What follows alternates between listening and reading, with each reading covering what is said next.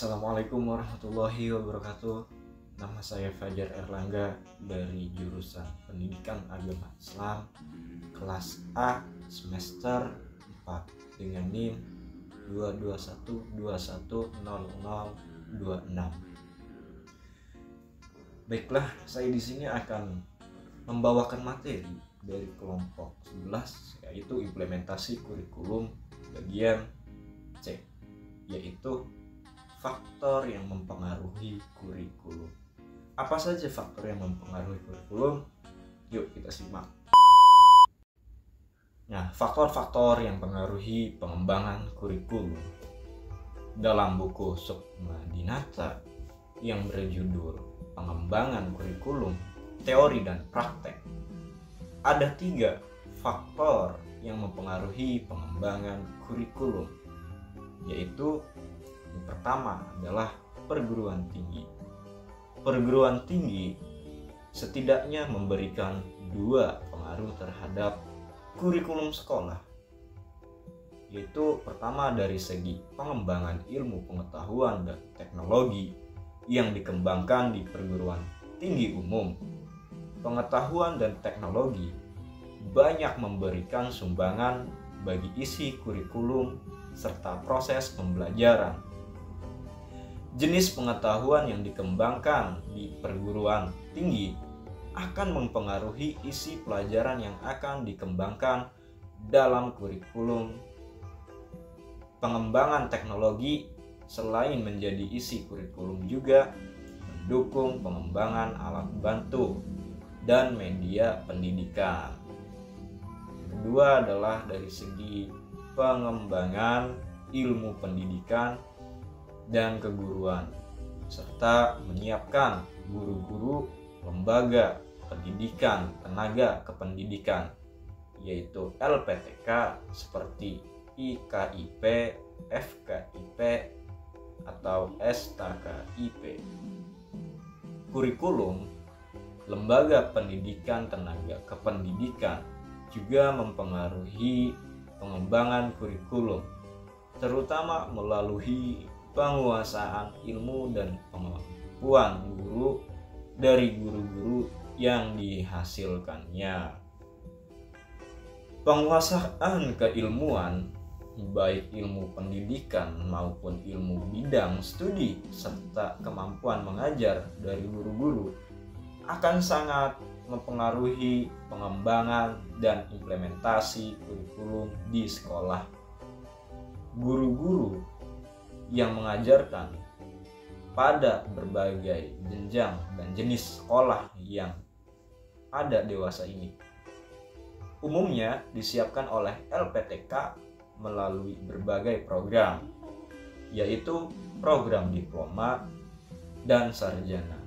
Pada sekolah dasar masih banyak guru berlatar belakang pendidikan SPG dan SGO, tetapi secara berangsur-angsur mereka mengikuti peningkatan kompetensi dan kualifikasi pendidikan guru melalui program diploma dan sarjana. Kemudian faktor berikutnya yang kedua adalah masyarakat. Sekolah merupakan bagian dari masyarakat yang diantaranya bertugas mempersiapkan anak didik untuk dapat hidup secara bermartabat di masyarakat. Sebagai bagian dari agen masyarakat, sekolah sangat dipengaruhi oleh lingkungan masyarakat di tempat sekolah tersebut berada. Isi kurikulum hendaknya mencerminkan kondisi masyarakat penggunanya serta upaya memenuhi kebutuhan dan tuntunan mereka. Masyarakat yang ada di sekitar sekolah mungkin merupakan masyarakat yang homogen atau heterogen. Sekolah berkewajiban menyerap dan melayani aspirasi-aspirasi yang ada di masyarakat. Salah satu kekuatan yang ada dalam masyarakat adalah dunia usaha. Perkembangan dunia usaha yang ada di masyarakat akan mempengaruhi pengembangan kurikulum. Hal ini karena sekolah tidak hanya sekedar mempersiapkan anak untuk selesai sekolah, tetapi juga untuk dapat hidup, bekerja, dan berusaha. Jenis pekerjaan yang ada di masyarakat berimplementasi pada kurikulum yang dikembangkan dan digunakan sekolah. Yang selanjutnya adalah sistem nilai. Dalam kehidupan bermasyarakat, terdapat sistem nilai, baik nilai moral, keagamaan, sosial budaya, maupun nilai politis. Sekolah sebagai lembaga masyarakat juga bertanggung jawab dalam pemeliharaan dan pewarisan nilai-nilai positif yang tumbuh di masyarakat. Sistem nilai yang akan dipelihara akan terintegrasikan dalam kurikulum. Oke, berdasarkan analisa saya, bukan hanya 3 faktor yang dikemukakan oleh Sukma Dinata saja yang merupakan faktor-faktor yang mempengaruhi pengembangan kurikulum, tetapi masih ada faktor lain yang dapat mempengaruhi pengembangan kurikulum. Salah satu landasan pengembangan kurikulum itu sendiri. Landasan pengembangan kurikulum sangat mempengaruhi pengembangan kurikulum. Apa saja faktor-faktor yang saya temukan? Antara lain yang mempengaruhi pengembangan kurikulum, di antaranya adalah sebagai berikut. A few moments later. Jadi yang saya temukan adalah filsafat. Filsafat memegang peranan penting dalam pengembangan kurikulum. Sama halnya seperti dalam filsafat pendidikan, kita dikenalkan pada berbagai aliran filsafat seperti perennialisme, esensialisme, eksistensialisme, progresivisme, dan rekonstruktivisme. Dalam pengembangan kurikulum pun senantiasa berpijak pada aliran-aliran filsafat tertentu, sehingga akan mewarnai terhadap konsep implementasi kurikulum yang dikembangkan.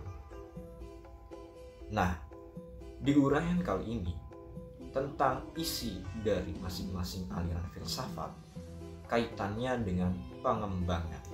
Selanjutnya adalah psikologis. Sukma Dinata mengungkapkan bahwa minimal terdapat 2 bidang psikologi yang mendasari pengembangan kurikulum, yaitu psikologi perkembangan. Psikologi perkembangan merupakan ilmu yang mempelajari tentang perilaku individu berkenaan dengan perkembangannya. Dalam psikologi perkembangan dikaji tentang hakikat perkembangan, penetapan perkembangan, aspek-aspek perkembangan, tugas-tugas perkembangan individu, serta hal-hal lainnya yang berhubungan dengan perkembangan individu, yang semuanya dapat dijadikan sebagai bahan pertimbangan dan mendasari pengembangan kurikulum. Selanjutnya adalah psikologi belajar. Psikologi belajar merupakan ilmu yang mempelajari tentang perilaku individu dalam konteks belajar. Nah, psikologi belajar mengkaji tentang hakikat belajar dan teori-teori belajar, serta berbagai aspek perilaku individu lainnya dalam belajar, yang semuanya dapat dijadikan sebagai bahan. Selanjutnya adalah sosial budaya. Kurikulum dapat dipandang sebagai suatu rancangan pendidikan. Sebagai suatu rancangan, kurikulum menentukan pelaksanaan dan hasil pendidikan. Kita maklumi bahwa pendidikan merupakan usaha mempersiapkan peserta didik untuk terjun ke lingkungan masyarakat. Pendidik bukan hanya untuk pendidik semata, namun memberikan bekal, pengetahuan, keterampilan, serta nilai-nilai untuk hidup, bekerja, dan mencapai perkembangan lebih lanjut di masyarakat. Sehingga peserta didik yang berasal dari masyarakat mendapatkan pendidikan baik formal maupun informal dalam lingkungan masyarakat dan diarahkan bagi kehidupan masyarakat pula. Kehidupan masyarakat dengan segala karakteristik dan kekayaan budayanya menjadi landasan dan sekaligus acuan bagi pendidikan.